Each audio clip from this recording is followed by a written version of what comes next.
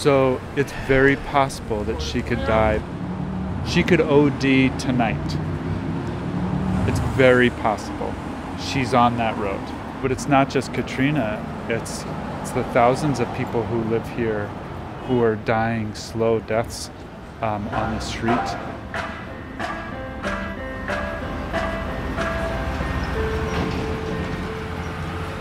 Welcome to The Intersection, an audio series that looks at change in the Bay Area through physical intersections, street corners, where different cultures, desires, and histories meet every day. This season will focus on Golden Gate and Leavenworth in the Tenderloin, a neighborhood that many feel is changing, and others... Ain't nothing changed, but the weather. What you'll hear over the next 6 episodes is what I found while spending the better part of a year getting to know the people who live and work nearby. Ultimately, this is my take on the corner. It's not definitive, but hopefully it's both thoughtful and thought-provoking. So here goes. Golden Gate in Leavenworth is on the edge of downtown San Francisco, where the touristy vibe of Union Square gives way to the grittier vibe of the Tenderloin. This is a hectic corner. Traffic rushes down Golden Gate, and the sidewalks are packed. Hey, David, how's it going? There are people rushing somewhere and people hanging out. And the folks hanging out are there for a lot of different reasons. I just wanted to see if Katrina was out here. There are people like Mike Anderer, who you just heard. He works at a middle school steps away from the corner, but wants to make the street safer and healthier for all. There are drug dealers and buyers. There are people that live in tiny rooms. For them, the sidewalk is their living room. And there are the homeless. Of the more than 7,500 people without permanent housing in San Francisco, half can be found in the Tenderloin. Katrina, the woman Mike is worried about, is one of those people. I met her one day while hanging out near the corner with a microphone. What are you doing? What are you doing? I'm doing an audio documentary on this corner. Oh, you gonna get your ass whooped? Hopefully not. But what you wanna hear him say? Roxy, Xanax, Chiba, Narcos. Well, that's all you wanna hear. But they're not gonna say nothing around you. So. No, I'm not looking for that. I'm actually like talking. What? I'm just talking to people to find out, like for instance, like what are you doing here right now? I'm waiting on the child care center to close, so I go set up my tent and cook my dinner.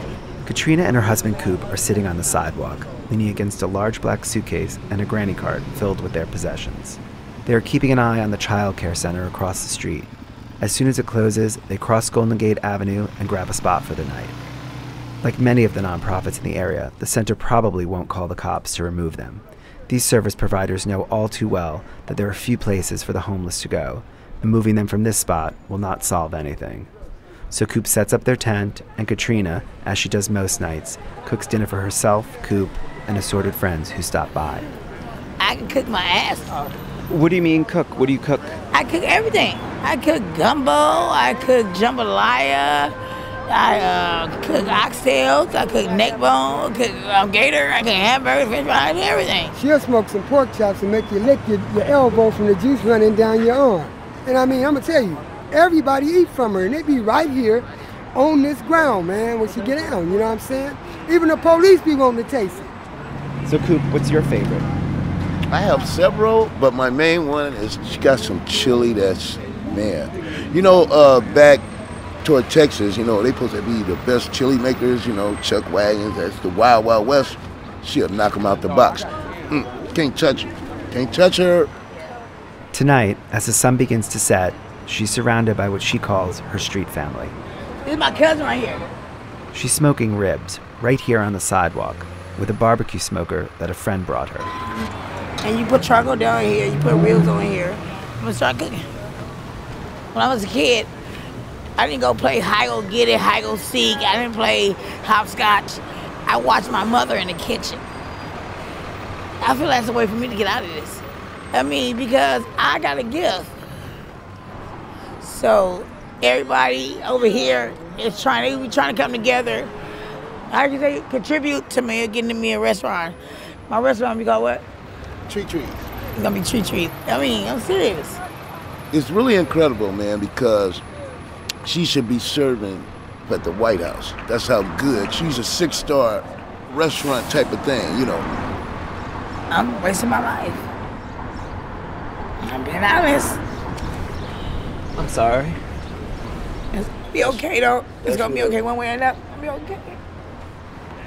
If I get me to cooking school, I'll change my whole life around.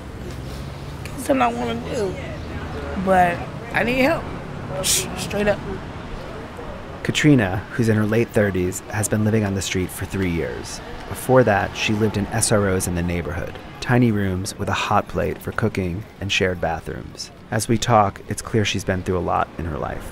I was 3 years old when my mother protected herself and she actually killed my daddy.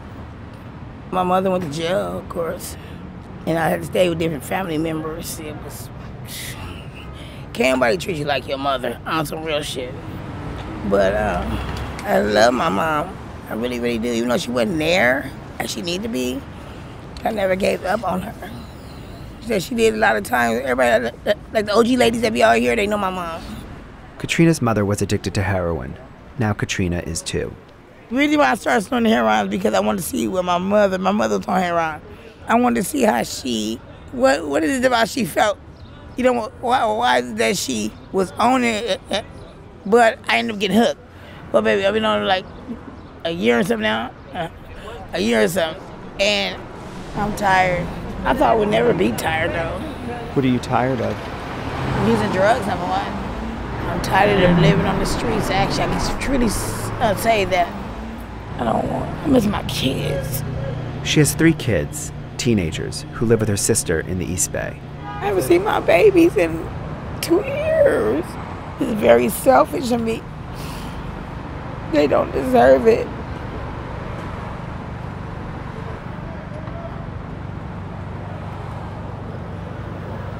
But I can't drag them into this life. I refuse to. My son missed me. He missed me like crazy. Sure. She knows she needs help getting sober. Temptation's a motherfucker. She's tried liquid methadone in the past. Liquid methadone made me throw up, but... She has an appointment with her doctor in the morning, and she plans to talk to him about getting on methadone pills. No, I'm not going to no shelter. I'm not going to do that. Hey, silence! Wait! Okay, talk to my husband. Well, anyway, basically, I really need to get her off the streets into anything with a nice kitchen in it. So the homeless outreach people, have they come out and talked to you? Yeah, they came out. They come out. But you know what? What's the main thing with that is nobody want to go to a shelter. You know, have you ever been to jail? They got some rules of curfew and a lot of stuff you gotta abide by to be there. And if I was back east or something, I would go to one because you'll die out on the street out there, straight up, But, hey, excuse me, bro. Excuse me, please. I mean, but you stop right here. We doing something. Yeah. Me, myself, I could go home in Antioch, but I choose not to because, I don't know, man. It's just, I've been in Antioch, all you hear is birds and stuff, but, some people like it like that. But I'm a city person, I want to hear a fire truck. I want to hear stuff like that. You know what I'm saying? I like the excitement, it's never a boring moment. What I love Coop. That was my wife, you guys. It's very special. So you guys have been together for how long now? 3 years. Going on 4. Wow. That was the key word. Wow. Wow. To have a relationship in this type of environment, it's perverts, it's looky-loos, it's haters. You know what a hater is. I mean, it's jealousy, just straight. Basically, there's a lot of demons down here. It's always something going on. Oh, girl. Say hello. Give a shout out to me. So guys, I have to run right now. I'll be back. Oh, man. I just give my chance to get out of here. I have to interview somebody at 5, right around the corner. You give me my way out of here. I don't know about that, but I can But no, try. you could be. But people hearing what, I'm saying, the good things. I'm serious. I need a way out. I just need the help. I need some help. I'm not ashamed to say it. I need help.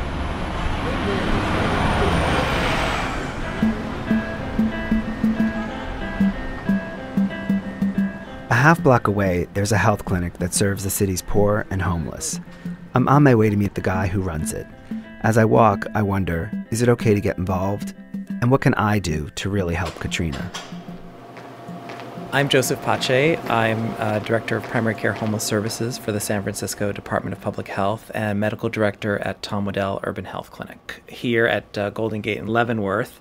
So I met a woman who is on Golden Gate in Leavenworth, who is been out there for a while, addicted to heroin. She says, I want to change my life. I want to go off the street. Well, what are the steps? Well, I mean, the first thing I would ask her is, what do you see for yourself moving forward?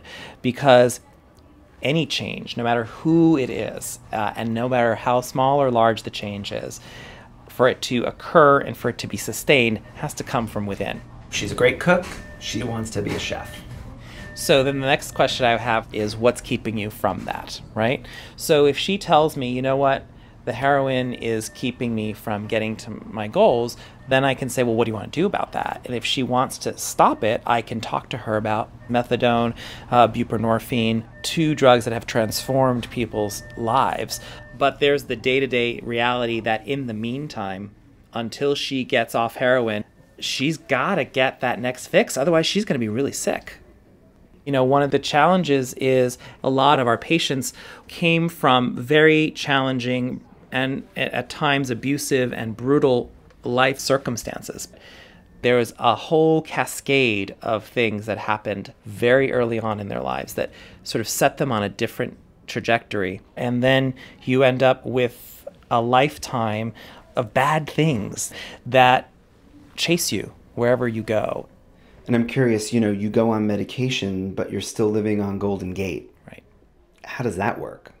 Well, I mean, it works and it doesn't, right? Because it doesn't work because if you're constantly around a situation that is full of risk and temptation, how could you really move away from it, right? So we often talk to people about, do you want to get housed? And she could work with our case managers and social workers to figure out how she can apply for certain types of housing. Housing is one of the most cost-effective interventions when it comes to changing people's lives because it builds a foundation from which other change can occur. If there's any doubt about the difference housing can make, one only needs to meet the people who live right above the clinic in the Kelly Cullen community. It's supportive housing for people with mental and physical health issues, as well as a history of homelessness. My name is Kim Mastero. I've been in Kelly Cullen since they renovated it in 2012. We are a community of rejects. We are just some of those people that got knocked down or disabled or because of bad breaks in their life. I came to be here due to domestic violence. I had PTSD, but I had help getting to where I am, no doubt, with the counselors and that. 3 years ago, Kim won the homeless equivalent of the Golden Ticket, a spot in this new permanent housing in the former Central YMCA. This is not your average supportive housing project. It's in an historic building with a stunning marble entrance, a grand seating area, a community kitchen, a gym, a rooftop garden, and a 300-seat auditorium. My first day at Kelly Cullen was a turning point, but I didn't realize how much at the time. I was still so scared about, am I going to be able to really stay here, or are they going to find a reason to get rid of me? Am I going to be evicted for some reason? Because this looks like such a nice place. I've been through so much with shelters and everything. I was still too scared. It took a long time for me to feel comfortable to even call that my home. When I need a place to hide out, I can stay, in my room as long as I want, but still have people around to support me, to keep me from going into depression, suicide, or back out on the streets again, because I can't handle things. Now I can call it home. The Kelly Cullen community is part of a multi-year study by the Tenderloin Neighborhood Development Corporation and the Department of Public Health. The hope is to prove that comprehensive supportive housing with access to counseling, nurses, and other programs actually saves money in the long run. So far, the numbers look promising, and it's already made a huge difference in Kim's life. 3 years on, her mental health has stabilized, and she's working to improve the neighborhood she now calls home. I took advantage of all the different services to better myself, to find a way to get out of that neighborhood because of what it was. But then I decided, I want to change the neighborhood to make a good neighborhood where we can walk outside and say hi to your neighbors and not be afraid you're going to get shot or beat up because you don't want to buy somebody's drugs. And tonight, she's speaking at a community meeting in the building's auditorium in front of more than 300 neighbors, as well as some of San Francisco's power brokers, including the city's police commissioner, the district supervisor, and the chief of police. Good evening. I'm Kim Mostero. I live in this building. I do participate in the neighborhood. I belong to one of the community resident boards, but I'm not here as a politician tonight. I'm here as a human being. The true issue is what many have brought here to you tonight, the safety, our safety. When can you explain to us what the procedures are that keeps the police from arresting the criminals? And it's always the same answer. We don't have enough evidence. Let us know what you need to help protect us. We'll fight for those procedures. Thank you. Thank you. Thank you. Thank you very much. Next speaker. Kim is a success story, but for every Kim, there are a lot more Katrinas struggling on the street. So I had to leave San Francisco for a few months. Before I go, I stop by Katrina and Coop's tent and bring her information about TAP, the city's free and voluntary substance treatment program. We both agree that getting off heroin is probably the first step. When I get back to San Francisco, one of the first things I do is check in on the corner and with Katrina. Come on now, he just saved your ass. Hey, you remember us? Of course. Trina. Remember him? What you doing, sweetie poo? I was coming back for you. I was Told just me to getting come. high. I was just getting high. I was some shit. Okay. That's what I do. Yeah, it ain't no secret. I'm not happy here. This street's gonna take me out. It's been a rough couple of months, and she just seems spent. I run into Mike Anderer, who, in addition to being an administrator at the middle school near the corner, spends a lot of time in front of the school talking to dealers and the homeless people. Katrina recently asked him to help her get off of heroin and the streets. She came up to me and gave me a hug, and she started to cry, and she's like, she said, "I'm gonna die out here." So I said something like, "You give me the word, and I'll see what I can do to get some help for you." And so she's like, "I'm ready. I'm giving it to you." And so anyway, it's been a couple of weeks, and it's a mix. She ended up going to the hospital the next day because she had trouble breathing, and then she came back out again, and then she, being in the hospital helped her feel better, so she kind of had some energy. That week she was out cooking steak on the sidewalk. But getting somebody into rehab is not easy. So we started to kind of line a couple of opportunities up, but there's you can set the table for someone. At the end of the day, they have to pull in their chair. And so that first week, she didn't pull in her chair, to the table on that one. And so we backed off a little bit. But she says she's ready. It's complicated. Yeah. Yeah. As of late December, Katrina is still living on the street. Her and Coop have split up, but they're still friends. Me and Coop gonna always be friends. On some real shit. And if you want to be some fucking and some relations, that's fine too. Change can be slow and difficult, especially on the corner of Golden Gate and Leavenworth. He be spooning me at night. That's when, he laying down, I put my booty right here.